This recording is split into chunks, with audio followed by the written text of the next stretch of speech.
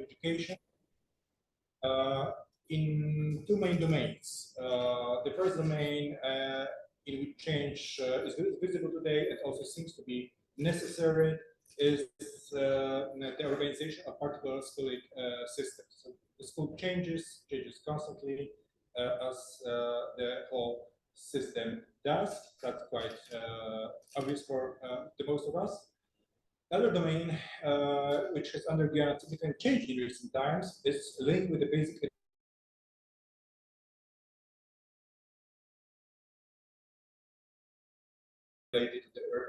represented by national educational policies. In many circumstances, these policies tend today, however, to shift towards a more conservative side, making the field of education a battleground for a proxy war for selected political ideologies. Also, we have to remind that the difference in socialization and acculturation patterns between today's youth of the Generation Z and the more adult ones is becoming more crucial and becoming evident in recent years. First, when we speak of Generation Z, the young people of today, I mean teenagers and young adults, are firmly aware that they have to function in a global setting. Of course, it can be problematic for non-English speakers. I will also tackle that issue in my presentation. So what we can see in the globalization process today is quite significant because since 2008, all indicators for globalization, I mean, the circulation of goods, transfer of capital, and migration have declined. Some authors even call it deglobalization in many contexts. However, the combination of the global and the local is evident in the younger generation form of communication and hybrid identities. It's an issue that can be explored furthermore in many more contexts, but I will focus on education and bilingual education in my today's presentation. However, a global community of the young emerges and becomes a fact. And in that context, English has become the most popular linguistic platform of mutual understanding and communication, not only within the young, but also within other groups. Nevertheless, when we speak of global communities in the context drawn above, we have to let go the usually taken for granted dichotomy of local versus global. It is not perceived by young people as exclusive anymore, but rather as two complementary levels of the same reality. These levels mostly have a common denominator, a growing value of information as a main indicator of for education, economic growth, or international relations, based on the process of exchange and circulation of information, and in more general terms, also knowledge in all of its diversity, it becomes clear that contemporary global communities can be created and integrated within two major community models in mind. The professor of New York University, Omar Dagur, identifies them respectively as first community of trade and community of law.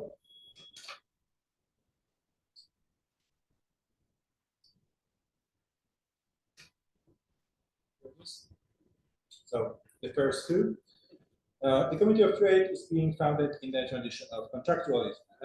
This might be problematic in the process of global community building, as it may cause the emergence of new and deepening of some already existing inequalities among the state and non-state actors involved. Although the theoretical framework for the Community of Trade is rooted in Charles Bates' concept of distributive justice, it is obvious that the economicalization of relations becomes troublesome in many contemporary applications. The community of trade must be reformed in a new and more equality endorsing model allowing the circulation of key values. The other one, the community of model to be discussed is the community of law. According to Tagore, it might be considered as a simple idealization of the existing model of international law. And on the other hand, the community of law is being bound by legal and formal boundaries drawn from local and international contexts.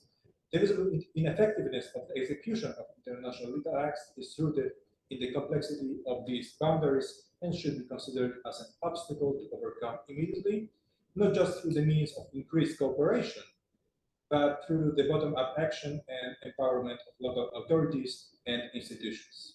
These issues have been long been discussed in the legal context of global versus national law.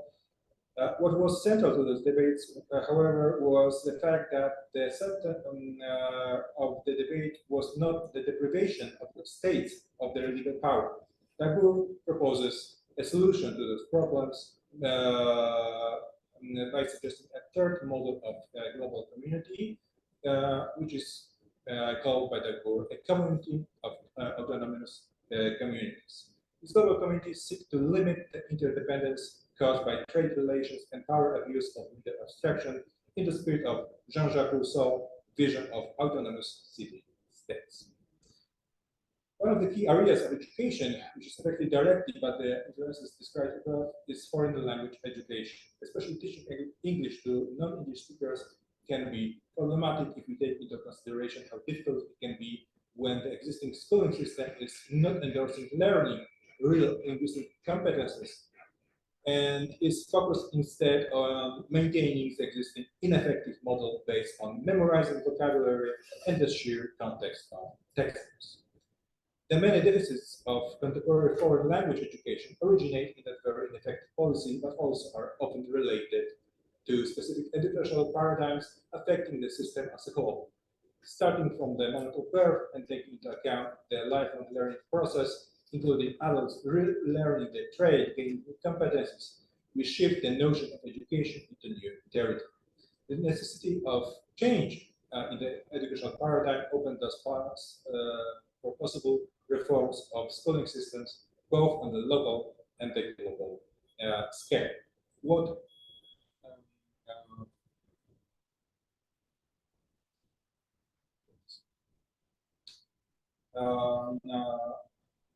What starts this process in the first place, however, grounded in the very subject of educational efforts, that is the cognitive potential of a growing child.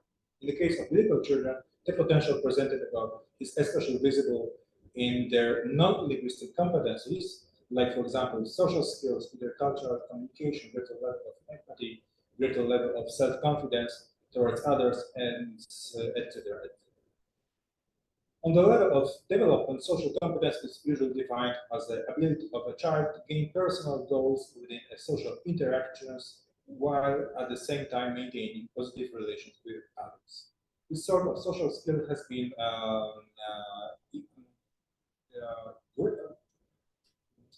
this sort of social skill has given greater importance in the context of intercultural relations and the adaptive processes of children with immigrant background within the school system of the whole society.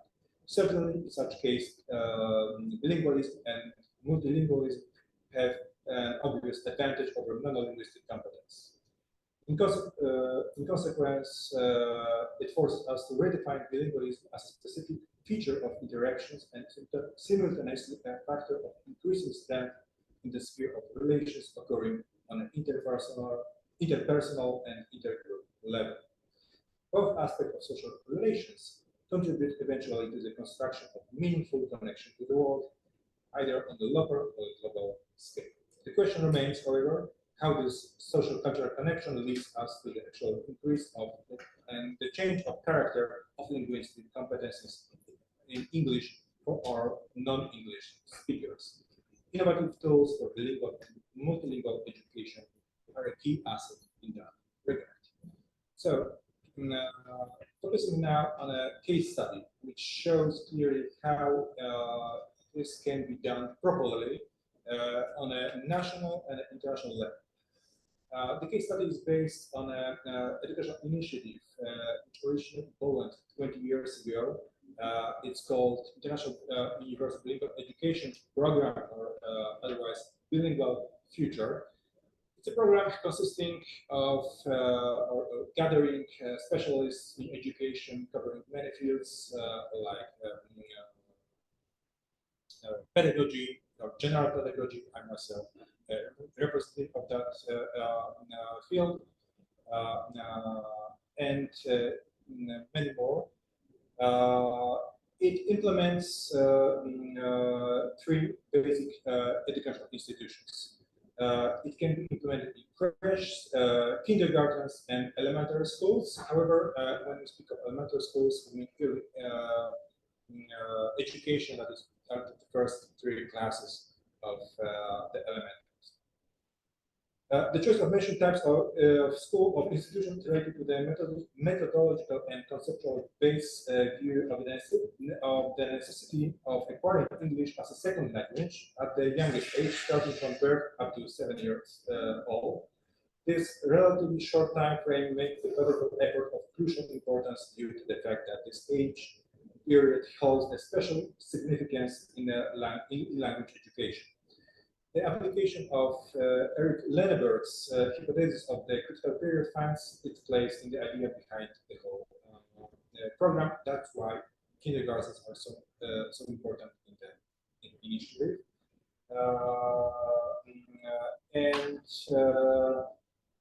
What is key in understanding the application of Lenneberg's idea crucial of the critical period is evidence provided by neuroscience, which shows clearly that the human brain is the most effective starting from birth until the 7th or 8th year of life. And so this clearly presents that every educational effort taken in that very in the youngest age will provide us with the most output in later years. The program is focused on preschool education in the first place. Of course, as I said, creches and elementary schools are also included, but kindergartens are the key institution for gaining bilingual competences equal to native speakers. How it is done? The program provides all the necessary tools to implement bilingual education, and also shift the notion of bilingual education from foreign language to second language education. It's very important shift in understanding the goals of linguistic education in general.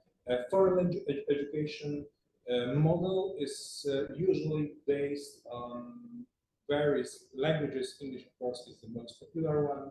German, French, Spanish are also included. However, learning foreign language will never provide native or linguistic skills equal to the native speaker. Gaining the second English, for example, as a second language clearly does. What is important and what relates the program to the concept of global communities? It's a very successful application of the third model presented or mentioned by Tagore. I mean, the community of autonomous communities.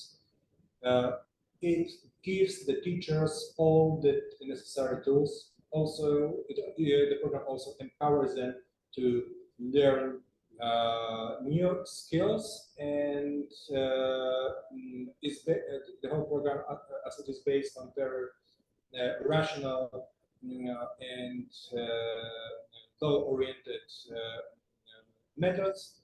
It also gives us feedback in the increase of linguistic competences of children. As an example, we can present the outcome of the evaluation of the implementation of the program last year in the Polish city of Rzeszów. Some of you might have heard the name before. This is a city in the eastern part of Poland and has become a frontline city in the context of the war in Ukraine.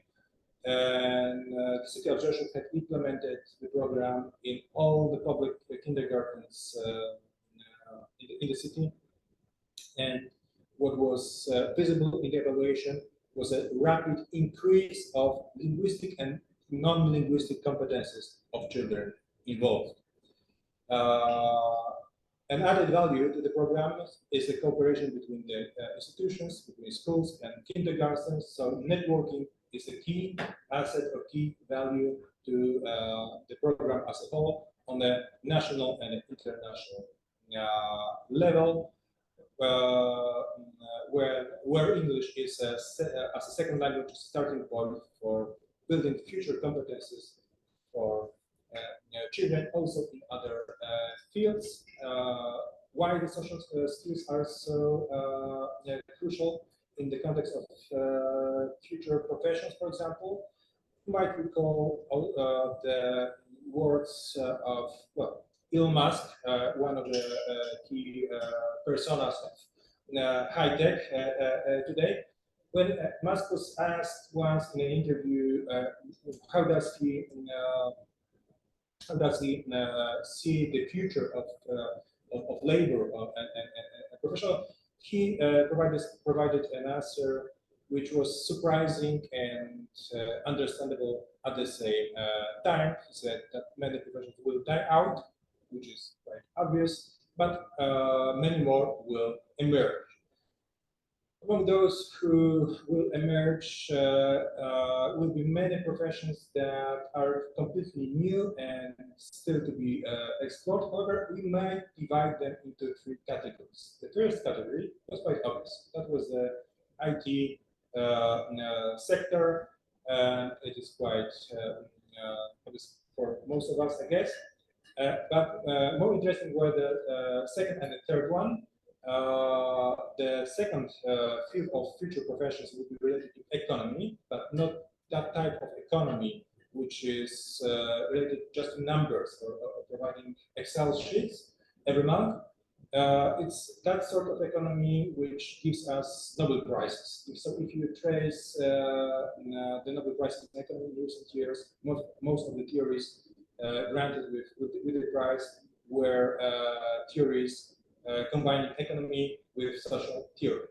But the most important or the most interesting was the third dimension of future skills.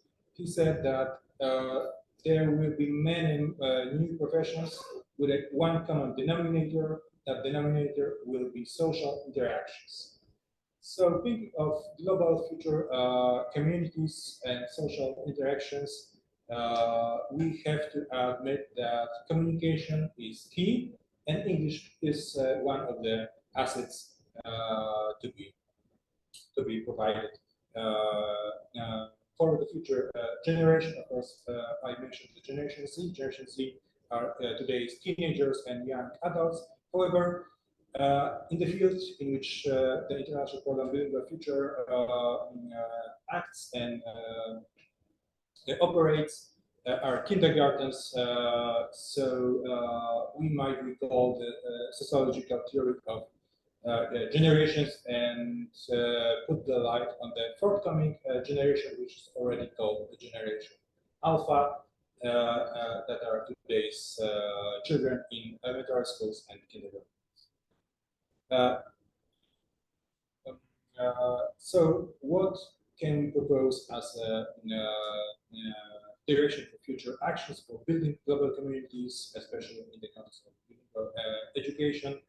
It is the increase of autonomy, cooperation and academic freedom for teachers and local institutions, increase of cooperation level with local authorities and the regional governments as a response to local needs, as well the implementation of universal bilingualism, especially English as a second language, as a key feature of future competences, and implementation of pedagogical innovations and introduction of empowerment strategies for teachers and students.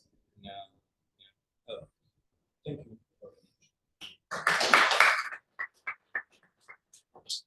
Nice.